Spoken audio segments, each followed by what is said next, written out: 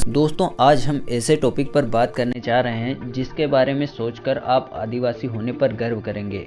जी हाँ दोस्तों, वीडियो शुरू करने से पहले आपसे एक छोटी सी गुजारिश है। अगर आपने हमारे चैनल को अभी तक सब्सक्राइब नहीं किया है तो सब्सक्राइब जरूर कर लें और उस घंटी के निशान को भी दबा दें ताकि हमारी आने वाली वीडियो आप तक सबसे पहले पहुँचे। दोस्तों, यह बात हम सभी जानते हैं कि इंसान का विकास होमो इरेक्टस यानी कि आदि मानव से हुआ है। मानव विकास के क्रम में हर जाति, संप्रदाय, धर्म, एथनिक वर्ग के लोग किसी न किसी कबीलाई समूह से ही विकसित हुए हैं। यानी कि दुनिया में जितने भी जाति धर्म के लोग हैं वे आदिवासी जीवन के कार्यकाल से गुजर चुके हैं और इतिहास इस बात का साक्षी भी है। सबसे पहले आदिवासी से सभ्य नागरिक बनने के प्रमाण सिंधु घाटी सभ्यता यानी हड़प्पा और मोहनजोदड़ो से मिले। यह भी सिद्ध हो चुका है कि सिंधु घाटी सभ्यता यहाँ के मूल निवासी आदिवासियों की एक विकसित सभ्यता थी। इस बात से यह निष्कर्ष निकलता है कि दुनिया में जितने भी इंसान हैं उनके पूर्वज कभी न कभी आदिवासी रहे हैं।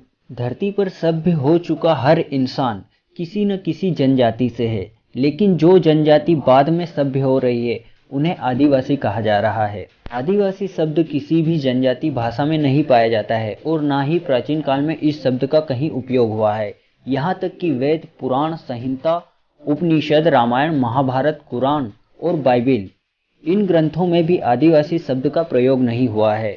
विशेषज्ञों का मानना है कि आदिवासी शब्द का प्रचलन 20वीं शताब्दी के आरंभ में मिलता है और हिंदी और संस्कृत में समान रूप से प्रयोग होता है। आदिवासी शब्द दो शब्दों आदि और वासी से मिलकर बना है, जिसका मतलब होता है बहुत समय से किसी एक ही स्थान पर रहने वाला व्यक्ति या समुदाय। अगर विज्ञान की नज़रों से देखा जाए तो आदिवासी कोई जाति या धर्म नहीं है, बल्कि आदिवासी उन सभी जातियों का एक समूह है जो पूरी दुनिया में लाखों वर्षों से निवास कर रहे हैं।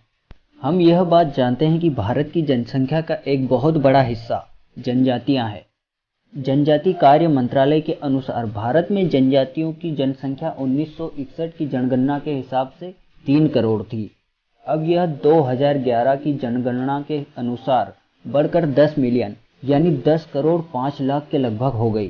यानी भारत की 8.6% जनसंख्या अभी भी आदिवासी है। भारत में सबसे ज़्यादा आदिवासी मध्य प्रदेश में निवास करते हैं, लगभग 1 करोड़ 22 लाख। भारत में आदिवासी जनसंख्या के हिसाब से मध्य प्रदेश पहले नंबर पर आता है, उड़ीसा दूसरे नंबर पर और तीसरे नंबर पर महाराष्ट्र आता है, चौथे नंबर पर राजस्थान और 5वें नंबर पर छत्तीसगढ़।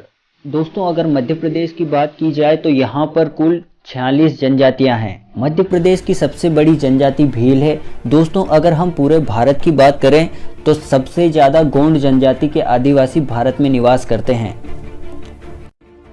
आज कुछ लोग अपने आदिवासी होने की पहचान छुपाते हैं। वे लोग जो गांव जंगल से निकलकर शहरों में नौकरी या पढ़ाई कर रहे हैं, क्योंकि उनकी नज़रों में आदिवासी गंवार, अनपढ़, अधनंगा रहने वाला एक इंसान है।